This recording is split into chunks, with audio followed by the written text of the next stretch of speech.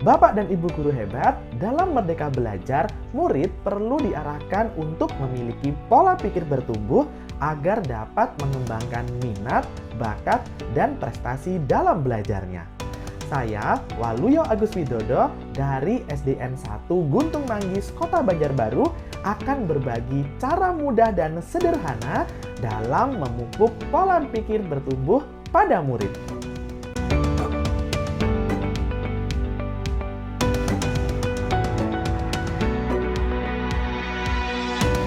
Pola pikir bertumbuh atau growth mindset merupakan suatu keyakinan bahwa kemampuan yang ada pada dirinya dapat terus dikembangkan dan ditingkatkan melalui usaha keras dan dedikasi. Pola pikir bertumbuh ini akan berdampak pada perubahan belajar murid.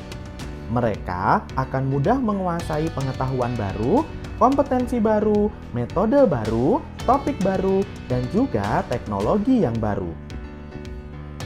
Saya menggunakan media buku cerita bergambar dan teknik read aloud atau membacakan nyaring untuk mendorong murid dalam menumbuhkan pola pikir bertumbuhnya. Membaca nyaring atau read aloud adalah aktivitas sederhana dalam membacakan buku dengan bersuara. Dalam pola pikir bertumbuh, kita sebagai pendidik dapat memilih isi buku yang tokoh dan ceritanya penuh dengan tantangan.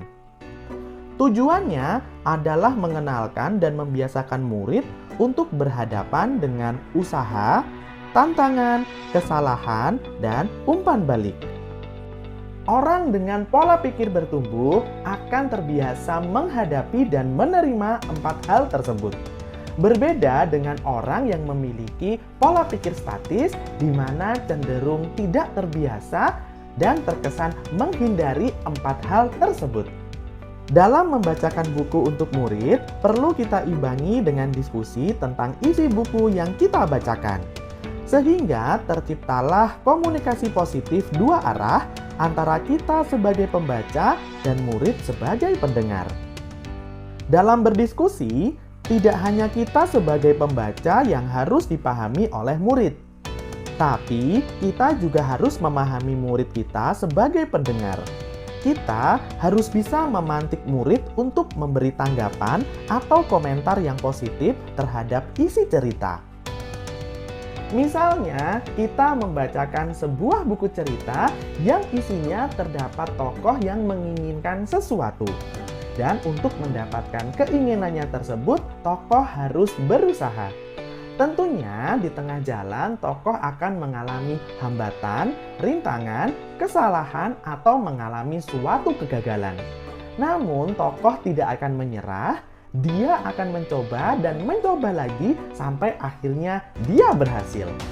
Proses inilah yang kita tekankan ke murid bahwa tantangan itu akan membuat kita mahir.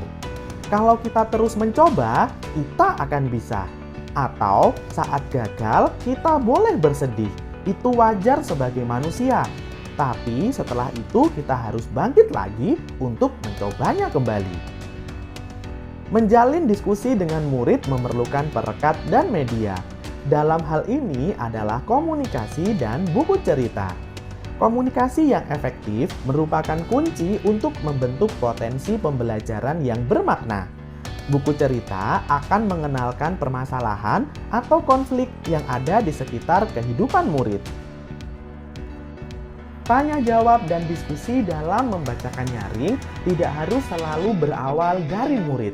Kita bisa memberikan pertanyaan-pertanyaan pemantik jika murid kita belum bertanya untuk memunculkan ide-ide baru dari mereka. Tidak perlu tergesa-gesa dalam membacakan buku. Karena di setiap halaman buku ada narasi dan gambar yang bisa kita jadikan bahan untuk berdiskusi dengan murid.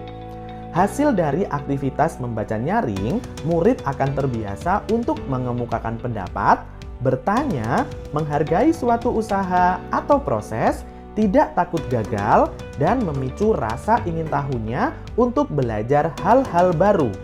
Di mana hal ini adalah salah satu ciri orang yang memiliki pola pikir bertumbuh. Demikianlah praktik dari saya untuk menumbuhkan pola pikir bertumbuh pada murid. Semoga aktivitas sederhana ini, yaitu membacakan nyaring buku cerita kepada murid, dapat menjadi inspirasi untuk menuntun murid menjadi pembelajar sepanjang hayat yang memiliki pola pikir bertumbuh sesuai dengan cita-cita Merdeka Belajar.